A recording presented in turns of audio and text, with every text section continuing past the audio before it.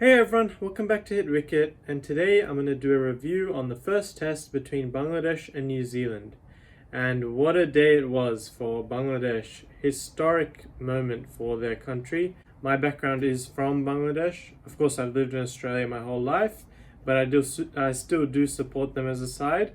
Wow, this is a real monumental victory for Bangladesh. I would say it's probably the greatest moment in their test, in not even just their test, but in their overall cricket history. Beating New Zealand, who is the current World Test Championship champions, beating them in their own home, not just beating them in Bangladesh, beating them away from home. That's an amazing achievement. Teams like India, Pakistan, West Indies have all gone to New Zealand and have been conquered, have been destroyed really by New Zealand. And it's not like New Zealand were playing a second 11 side. They were playing all their main bowlers, Wagner, Jameson, Southee, Bolt. That was their main attack.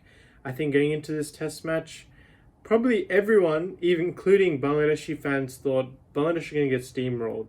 Looking at that attack, it's in New Zealand. The only player New Zealand is missing is Kane Williamson, but in contrast, Bangladesh is also missing Shakib, which also would have lost a lot of Bangladesh fans' hopes, because he's usually their best player. Going to score in their first dig, they got 328. Conway just continues his masterclass of a test career. He's just getting runs for fun at the moment. Picked up 100 for himself. Nichols got a handy 75, but excluding that, New Zealand were in a very good position at 230, I think it was for 3. And then they got rolled for 328. So that sort of lost their path a bit. Then Bangladesh came out and batted brilliantly on a deck which, yes, it didn't offer much, but you're still facing 4 of maybe the top 10 fast bowlers in the world in Wagner, Jameson, Bolt, and Southee. They're all brilliant bowlers, but Bangladesh stood tall and their top order really delivered. The likes of Joy, a young under-19 player who's just proceeded out of that phase, Shanto, and then after those top 3 built a solid foundation, they still had to make sure they surpassed New Zealand and surpassed them by a long way. And the Momino and Litton partnership really confirmed that. They both batted brilliantly. Litton was extremely fluent. He was hitting some really classy shots. Momino, it was a hard innings for him. 86 off about 250. It was a real grind, but it was a real captain's knock. He performed really well. And then Bangladesh got to a really good position. 460 they got, so a decent lead for them. Then it was the innings that defined the match, I'd say. New Zealand came in. The game still wasn't over, and Bangladesh have a knack of going ahead in games and not knowing how to finish them off. I can think of probably 5 examples in my head, even on their last tour of New Zealand when they scored 500 and something and they still happen to lose that game. Even Bangladesh fans would still have been worried with a lead of that much, because New Zealand generally fight back and Bangladesh love to lose the plot when they're in a victory position. Things were looking a bit shaky at, I think it was 2 for 120. Will Young, Ross Taylor were looking solid. Will Young on 69, Ross Taylor getting runs as well, and we were thinking, oh no, not again. Bangladesh is going to lose the plot. They're not going to win a game which they should have won once again. But no, this time it was different.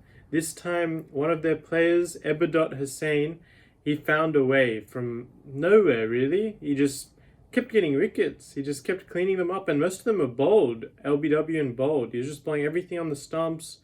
He cleaned up Henry Nichols, Blundell early. He went on the next day and cleaned up Ross Taylor. He got Tom Latham earlier on. He got Will Young. He was getting all the big wickets. Picked up 6 for 46.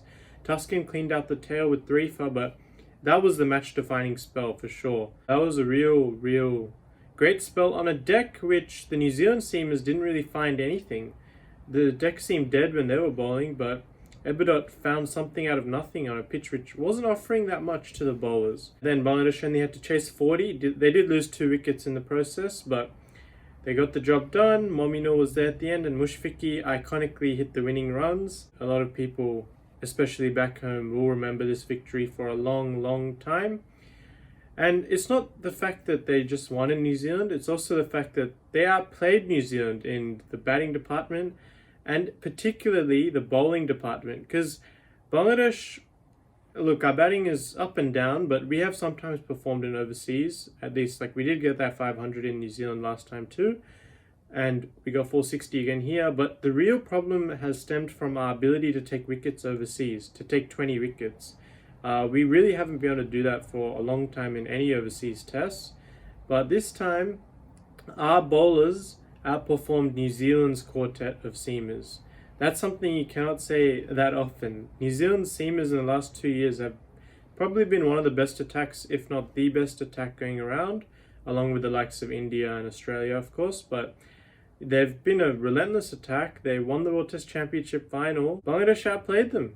And again, Bangladesh, it's not like this was a faultless test for Bangladesh. They did make mistakes too. They made some DRS absolute blunders. I'm sure some of you have seen the funny footage of the one that Ross Taylor middled. And they did drop some catches too at crucial times. Bangladesh fans would probably be thinking that, oh no, this is going to happen again. But they stood tall, they believed. Ebadot's post-match press conference was pretty good, that they really believed they could win. They had that faith and they stuck to their processes. It was a really good victory. The commentators really seem to have been shaken up by this loss, and there'll be question marks all over New Zealand now. Tom Latham's captaincy is being questioned already, I saw, by Brendan McCullum. But this test is all about Bangladesh. What a day. What a historic victory for them. Now, can they put themselves down and try and win this series? Now they actually have the potential of winning a series. Can they take this series 1-0 or 2-0? Imagine that. Imagine Bangladesh beating New Zealand in New Zealand 2-0. What that would mean for not just Bangladesh, but for world cricket in general. I think world cricket needs a bit of a shake-up, because recently it's just been the top three nations just circling each other around and round. Australia keep versing England and India. Maybe this will awake the other nations to invite the lower nations into their countries. I really hope that world cricket looks at this victory and opens up. Hopefully it's not just the big 3 or 4 nations versing each other again and again. And can Bangladesh lower themselves, think about that second test, and really create huge history? Let me know in the comments below. If you're a Bangladesh fan, what do you think of this victory? Is this the most historic moment in their history, or has there been another one?